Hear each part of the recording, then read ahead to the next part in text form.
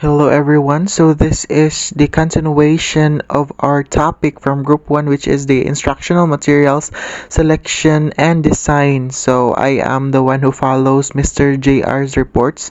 So I'll be tackling about is the principles, practices and inclusivity for modern educators. Alright, so without further ado, let's start. So first is the principles of selection. So we have first here is the accuracy. So accuracy, when we're going to choose our instructional materials, we must include the accuracy. It's because materials must be factually correct, current, and free from conceptual errors. This builds trust and ensures reliable learning foundation. So there are a lot of examples that we are to include when making an instructional materials. So we should be factual enough, and we should not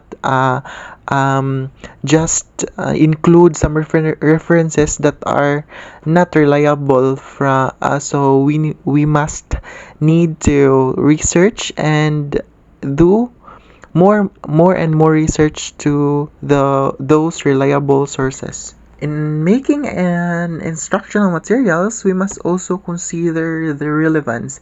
It's because we need to put the rightful content to our instructional materials para di ta masaag inig discuss, and of course, we should be aligned to our objectives. So content should be directly connect to the lesson's objectives and also resonate with the learner's real-world experience and interest. Of course, to get their attentions, of course, we must be relevant, and of course, let's eager their interest. This last principle is, I believe, is the very relevant in making our instructional materials, which is the appropriateness. Is because when making our instructional materials, we must consider the age of our students. In that way, we can target their cognitive skills and of course the reading ability and emotional maturity, so in which we are going to sustain them or feed them the appropriate learning or appropriate contents, so that they will understand, of course, that is aligned also to their age group, and also sustainability for the target's age group's cognitive level, reading ability, and emotional maturity. That is very crucial for engagement. Alright, so let's move on to the next slide, which is the context and alignment. So we have here two subtopics, which is the cultural context and curriculum mapping. So cultural context first, we have here localization and indigenization. But let's tackle first the localization. So localization is using familiar names, locations, and situations. Example given is using local fruits in math problems. As we all know that we are a future elementary education, so we are teaching young kids, young child, and of course with their young minds, of course. So we must conclude that in making our instructional materials or in formulating some examples on our discussion, we must include those familiar names, so that they will delve in, so that they know already in their mind on how to delve or how to deep within our discussion, and of course some locations that are familiar to them, and of course the situation for them to analyze very easy way in an easy way. And of course, let's move on to indigenization. So indigenization is a form of inclusivity. So we should integrate on our instructional materials the local traditions and values to make learning meaningful for Filipino learners. So with the young minds of our future students, so we should elevate or give those beliefs, give those examples of our Filipino cultures, our Filipinos' rich cultures. So, in that way, we're going to pass those traditions by generation, and of course, for them to be able to respect and nourish and be more grateful of what we have Filipinos. Now let us move on to curriculum mapping. So we have here Melks and Claus. So these two are inseparable. It's because they are the foundation of our contents in which we are going to include on our discussion or even in our instructional materials also. So Melks is the most essential learning competencies, while Claus is the course learning outcomes and instructional goals. So both of them are have a big impact on making in our instructional materials because it is the alignment with the core competencies to focus on core skills with our future students. So in which we are going to ensure every material will support specific course learning outcomes and instructional goals. So we must be aligned so that we are going to meet what we are going to have or to feed with our learners so that we are going to have the most a positive result that we are seeking from those students. So that's it. At this slide, we're going to evaluate or differentiate the mediums of digital versus print. But first, before we going to tackle this digital versus print, so may I ask you the question, which is more better when integrating instructional materials? Is it digital or print? Well, thank you for your answer. All your answers are valid and correct. So let's tackle those. So when it comes to their feature, first we have here interactivity. So when it comes to interactivity, digital materials have high.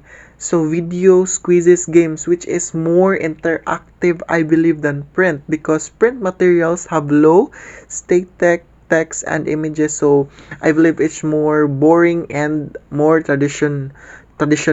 So second one is the accessibility. While on this accessibility, digital materials requires device and internet to access, while print materials is universally accessible, no power needed. So that is the advantage of print materials when it comes to the feature of accessibility. Now is the third one, which is the flexibility. So when it comes to digital materials, its flexibility is it is easily updated and distributed, while on print materials costly to reprint and revise. So when it comes to flexibility, digital materials are easily updated and are distributed, especially when you have gadgets, laptops, and etc. or internet also.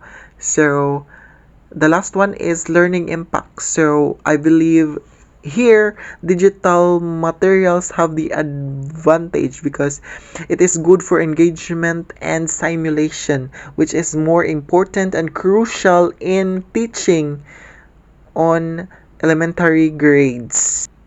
So this slide is designing effective materials. So designing effective materials, we have here layout and clarity. So we use grid systems and chunking to organize information.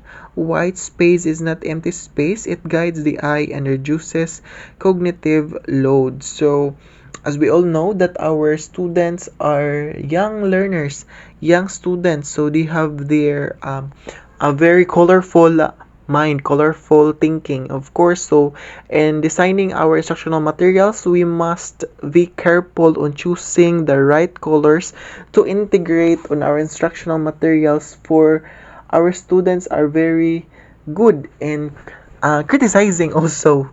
And so we have here a typography and color. So choose legible sans serif fonts. So I believe, or as far as I remember, Ma'am Junilyn taught us these fonts in choosing or in creating our instructional materials for them to be visible at back and of course visible in our classroom. So for young learners, use colorful strategically to highlight key concepts, adhering to high contrast ratios for visibility. So when we have a point or the key concepts, so we must highlight them for them to remember, and of course to elevate their cognitive load. So we have here the design principles. So we must be very careful in choosing the alignment, the hierarchy, balance, color, contrast, negative space, and the unity in creating our instructional materials. For for our instructional materials should be effective and efficient, so we must include these design principles carefully, or to choose the design principles effectively and efficiently to integrate in our class. So last slide, we have here the Universal Design for Learning, or the UDL. So in designing for diverse learners, we must include the representation. So provide content in multiple formats. So as we all know, we are going to face lots of diverse students. So they have different learning styles. So as teachers must do also a different teaching styles. For example, it could be text, audio, or video, because diverse learners must be some of them might be audiovisual, or audiovisual or kinesthetic, or in text. So we must be inclusive, or we must do inclusivity in teaching our diverse learners. So second, we have action and expression. So allow students choices in how they demonstrate their knowledge. So some students are good or are better in oral or written or creative, so allow them. So as teachers, we must allow them to convey in their most effective way, or in their own way, for them to to give what they know, or on in a comfortable way, or in most comfortable, or to kana give them the most comfortable way in expressing their thoughts, feelings, emotions, or their learnings. So lastly is the engagement. So top learners interest to sustain motivation. So we must motivate students. So as teachers, we are diverse also. So we must be creative, and we must do critical thinking, so that our students must interested and to sustain the motivations that they are needed. So thank you. So if you have question, so kindly ask me, so I'm going to answer those after. Okay, thank you.